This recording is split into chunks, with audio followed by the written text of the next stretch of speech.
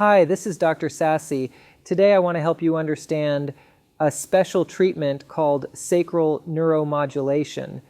Think of your bladder and bowel like a team that needs clear instructions from your brain to work properly.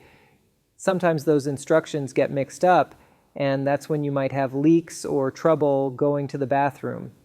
Sacral neuromodulation uses a tiny device to send gentle signals to a special nerve called the S3 sacral nerve. This helps the brain and your bladder talk better so everything works like it should. The treatment happens in 2 small steps. First, we try a test run for a few days using a small wire to see how your body responds. If it helps, we place a permanent device under the skin in your lower back.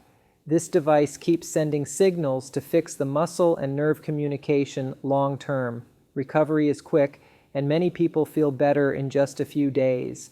If you've tried medications or therapy and still have problems, this might be a great option to help you feel back in control and live without the stress of sudden trips to the bathroom.